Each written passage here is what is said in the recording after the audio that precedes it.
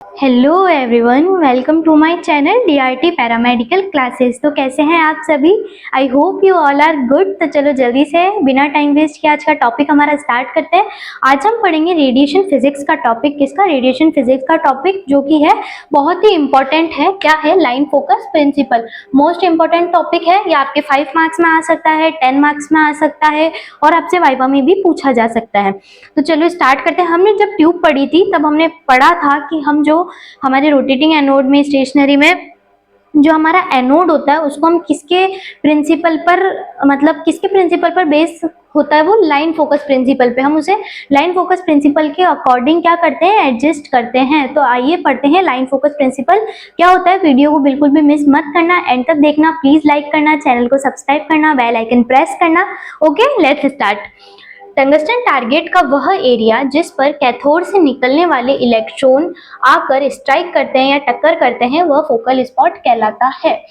ये लाइन हम शुरू से पढ़ ही रहे हैं कि क्या बोल रहा है ये। टंगस्टन टारगेट का वह एरिया, हमारा जो टारगेट होता है क्या होता है हमारा, जैसे कि ये हमारा क्या है? टारगेट है और ये हमारा क्या है?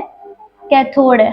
तो जहां टंगस्टन टारगेट का वह एरिया जहां पर इलेक्ट्रॉन्स आके क्या कर रहे हैं? स्ट्राइक कर रहे हैं, वो क्या कहलाता है हमारा? यहाँ पे स्ट्राइक हो रहे हैं। क्या हो रहे हैं? स्ट्राइक। तो ये एरिया हमारा क्या कहलाता है? Focal spot. क्या कहलाता है? Focal spot. वही चीज बोलिए।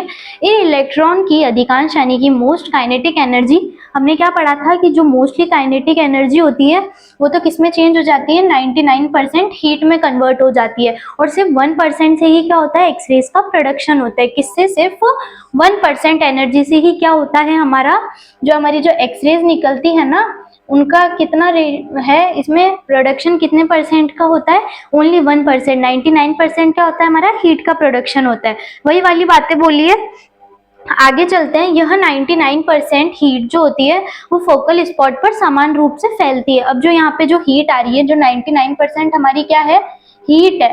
क्या है? 99% हीट है। वो क्या करती है? इस फोकल स्पॉट पे समान रूप से फैलती है। मतलब जैसे कि ये फोकल स्पॉट है हमारा, ये आने वाले इलेक्ट्रॉन्स है जो भी है, जैसे हीट जनरेट हो रही है हमारी, तो वो इस पूरे एरिया पे फैलेगी। ऐसा तो है नहीं सिर्फ इस पॉइंट पे ही फैल रही है, पूरे एरिया पे क्या करती है? समान रूप से फैल जाती है।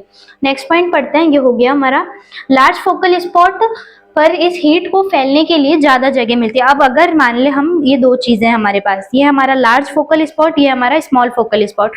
तो अगर फोकल स्पॉट लार्ज होगा और हीट, जब इस पे हीट का प्रोडक्शन होगा तो वो क्या होगा? इस पे उसको हीट को फैलने के लिए क्या मिलेगा? ज्यादा एरिया मिलेगा। और अगर स्मॉल होगा तो बस इतना सा ही एरिया मिलेगा। तो वो वाली बात बोलिए यहाँ पे। लार्ज फोकल स्पॉट पर इस हीट को फैलने के लिए ज्यादा जगह मिलेगी। जैसे ये लार्ज है तो इस पर ज्यादा जगह मिलेगी, जिससे टारगेट के मेल्ट होने के चांस कम हो जाते हैं। अगर ये बड़ा होगा, हीट को फैलने के लिए भी ज्यादा जगह मिल रही है, ऐसा तो है नहीं हीट सिर्फ इसी पॉइंट पे आके टकरा रही है, तो इसको क्या मिलेगी? हीट को फैलने के लिए ज्यादा जगह मिलेगी और जिससे टारगेट के मेल्ट होने के चांस भी क्या हो जाएंगे? बहुत कम हो जाएंगे। ठीक है, टारगेट के मेल्ट होने के चांस कैसे हो जाएंगे? बहुत ज्यादा कम हो जाएंगे। टंगस्टन का मेल्टिंग पॉइंट 3422 डिग्री सेल्सियस होता है, लेकिन इसका टेम्परेचर अप्रॉक्स 300 डिग्री सेल्सियस से कम होना चाहिए। ओके, टेम्परेचर कितना होना चाहिए इसका? हमें कितना रखना चाहिए? 300 डिग्री सेल्सियस अप्रॉक्स, इतना ही रखना चाहिए। ओके, आगे चलते हैं। लार्ज फोकल स्पॉट होने से टारगेट की हीट लोडिंग कैपेसिटी अच्छी होती है। अब ये क्या कह रहा है कि जब लार्ज हमारा फोकल स्पॉट है तो टारगेट की हीट लोडिंग कैपेसिटी कैसी है? अच्छी है। अगर टारगेट हमारा बड़ा है, इस पे हीट लग रही है, तो इसकी लोड करने की कैपेसिटी भी कैसी होगी? ज्यादा होगी। स्मॉल होगी तो छोटी होगी। वही वाली बात है। लेकिन स्मॉल फोकल स्पॉट होने से क्या होता है? हमको रेडियोग्राफिक डिटेल अच्छी मिलती है। अगर ये बड़ा होता है, सारी तरफ ही हीट फैलती है, तो हमको रेडियोग्राफिक डिटेल अच्छी नहीं मिलती है, हमको बैड कॉन्ट्रास्ट मिलता है। और अगर यही हमारा फोकल स्पॉट छोटा होता है तो इतनी सी जगह से ये निकल रहे, तो हमको कैसी मिलेगी? रेडियोग्राफिक डिटेल्स एकदम अच्छी मिलती है। लेकिन स्मॉल फोकल स्पॉट होने से टारगेट के मेल्ट होने के चांस कैसे होते हैं? ज्यादा हो जाते हैं। अगर बड़ा है तो मेल्ट होने के चांस कम है, अगर स्मॉल है तो मेल्ट होने के चांस ज्यादा है। लेकिन डिसएडवांटेज क्या है? बड़ा है तो रेडियोग्राफिक डिटेल अच्छी नहीं मिल रही है, छोटा है तो ही रेडियोग्राफिक डिटेल अच्छी मिल रही है। तो बहुत सारा प्रॉब्लम था, बहुत कॉम्प्लिकेट था। तो इसी प्रॉब्लम को सॉल्व करने के लिए, इसी प्रॉब्लम को दूर करने के लिए क्या खोजा गया? Line focus principle. क्या खोजा गया? Line focus principle. आगे है एक्सरे बीम की साइज एंड शेप फॉलोइंग पर डिपेंड करती है। अब जो हमारी जो एक्सरे बीम आ रही है, यहाँ से जो ये एक्सरे बीम निकल रही है, इसकी जो साइज है क्या चीज है, साइज और शेप जो है वो फॉलोइंग यानी कि इन 3 चीजों पर डिपेंड करती है बेसिकली। पढ़ते हैं फिलामेंट, डायमेंशन, टंगस्टन कॉइल। पहले तो किस पर, ये जो फिलामेंट डायमेंशन किसकी, ये जो फिलामेंट का जो डायमेंशन है जो किसका बना हुआ है, टंगस्टन कॉइल का है। एक तो किस पर डिपेंड करेगी, फिलामेंट डायमेंशन टंगस्टन की कॉइल पर, ठीक है। दूसरा क्या है, फोकसिंग कप की बनावट। ये जो हमारा फोकसिंग कप होता है ये इसकी बनावट कैसी हुई हुई है, दूसरा ये इस पर डिपेंड करता है। तीसरा क्या है, फिलामेंट की फोकसिंग कप में पोजीशन। अब ये जो फिलामेंट है इसमें जो फोकसिंग कप है इसकी कैसी पोजीशन है उस पर क्या डिपेंड करती है, हमारी एक्सरे बीम का साइज और शेप डिपेंड करता है। नेक्स्ट चलते हैं, लाइन फोकस प्रिंसिपल के अकॉर्डिंग टारगेट की सरफेस को इलेक्ट्रॉन बीम के 90 डिग्री के एंगल से थोड़ा झुका दिया जाता है। क्या मतलब है इस बात का, कि जो लाइन फोकस प्रिंसिपल है उसके अकॉर्डिंग ये हमारा क्या था पहले, अगर सपोज करो कि अगर हम ये जो हमारा एनोड है इसको जो एकदम एकदम ऐसे सीधा ही बनाते, अगर हमने सीधा क्यों नहीं बनाया, तो हमने सीधा इसलिए नहीं बनाया क्योंकि इससे हीट डिसिपेशन जो था, मतलब जो हीट जो थी हमारी उसका जो फैलने का जो प्रोसेस था वो एक ही एक पे पड़ रहा था, तो हमारे एक्सरे के प्रोडक्शन में कमी आ रही थी, ऐसा कुछ लॉजिक था। व्हाटएवर इट इज, ये सब छोड़ो, ये पढ़ते हैं कि जो हमारा था हमने इसको इस सीधे से कैसे 90 डिग्री के एंगल से थोड़ा झुका दिया, ऐसे नहीं करके हमने इसको कैसे बनाया, ऐसे नहीं बनाया हमने इसे, ऐसे था समझिए, ठीक है, पर हमने इसको करा कैसे, ऐसे करा। ओहो, बोर्ड पे एक तो कुछ भी सही से नहीं बन पाता है, ठीक है। 90 डिग्री के एंगल से क्या किया हमने, इसे थोड़ा सा झुका दिया, कितने डिग्री, कुछ डिग्री पे के एंगल पे, यानी कि 6 से 20 डिग्री के एंगल पर थोड़ा सा झुका दिया।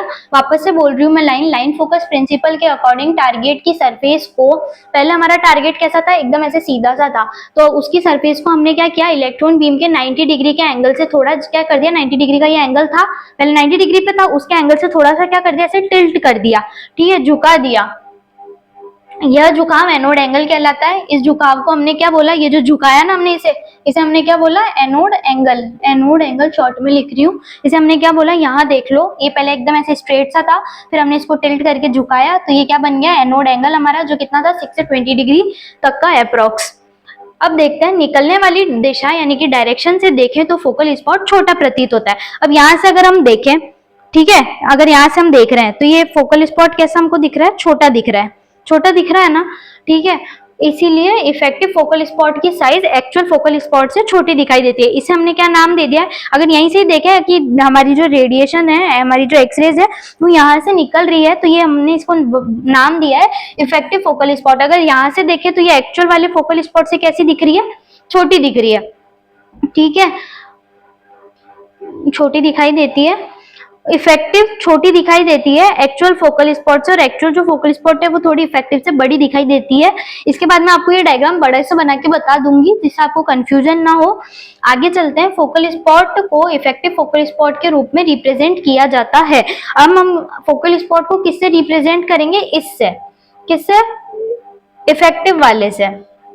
फोकल स्पॉट को इफेक्टिव फोकल स्पॉट से क्या किया जाता है, रिप्रेजेंट किया जाता है, जो कि हमें कैसी दिखाई देती है, इफेक्टिव फोकल स्पॉट एक्चुअल से छोटा दिखाई देता है, ठीक है। डायग्नोस्टिक रेडियोलॉजी में फोकल स्पॉट की साइज कितनी लेते हैं हम, जनरली हमारी जो डायग्नोस्टिक रेडियोलॉजी है उसमें हम फोकल स्पॉट की साइज लेते हैं जनरली 0.3, 0.6, 1 और 1.2 mm तक लेते हैं। ओके, डायग्राम को मैं बड़ा बना के बता देती हूँ, एक बार जल्दी से इसे डायग्राम से हम समझ लेते हैं, बहुत कंफ्यूजन हो रहा होगा आपको, मुझे पता है।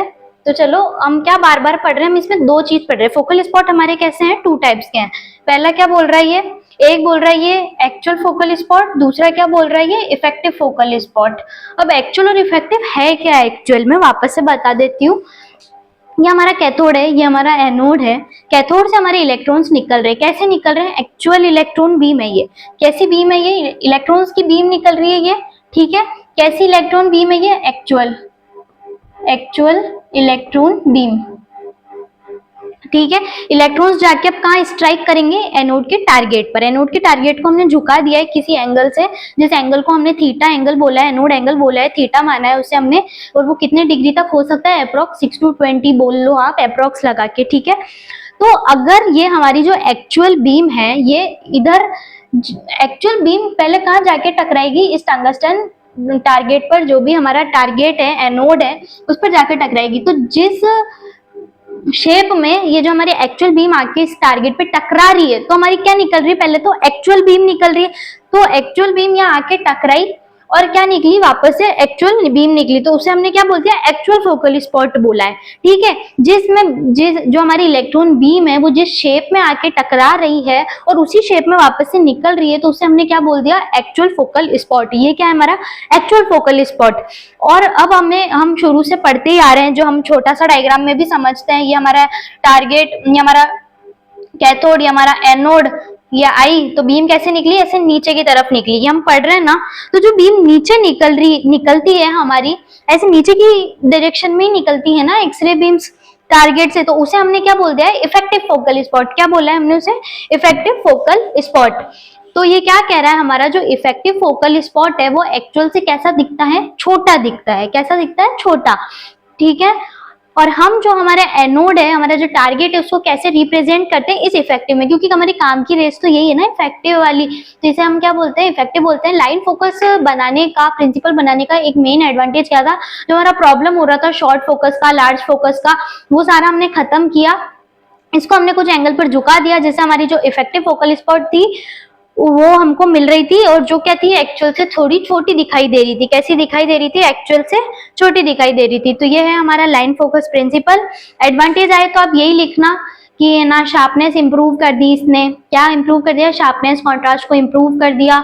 और जो हम प्रॉब्लम फेस कर रहे थे, हीट को फैलने वाली, लार्ज में हीट ज्यादा फैल रही थी, स्मॉल में कम फैल रही थी, टारगेट मेल्ट होने वाली, सारी प्रॉब्लम्स इससे क्या हो गई, हमारी सॉल्व हो गई। क्या हो गई, सॉल्व हो गई।